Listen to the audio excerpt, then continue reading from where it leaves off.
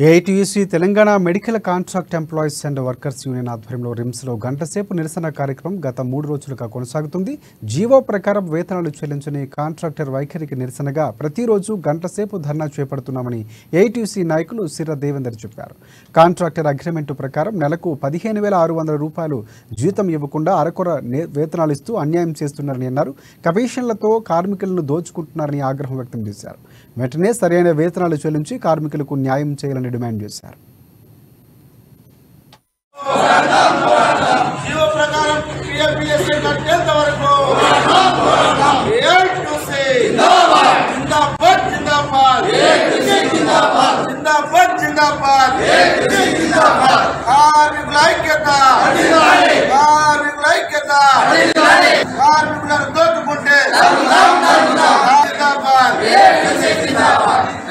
ఈరోజు AITUC Telangana medical contract workers గంటసేపు నిరసన ధర్నా ఈరోజు 3వ రోజు కొనసాగుతూ ఉన్నది.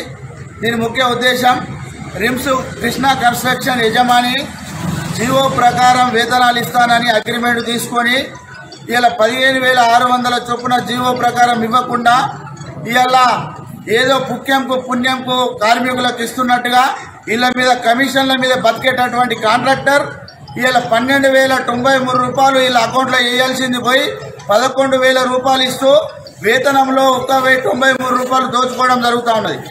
ఇలా జీవో ప్రకారము ప్రతి నెల ప్రతి కార్మికునికి 3,023 రూపాయలు పిఎఫ్ కట్టాల్సి ఉండగా అందులో 1,600 లోపు కట్టి మిగతా 1,800 రూపాయలు దోచుకోవడం జరుగుతూ ఉన్నది. ఈ కృష్ణా కన్స్ట్రక్షన్ యజమానిని తరిమి కొట్టాల్సిన అవసరం రిమ్స్ డైరెక్టర్ పైన ఉన్నది.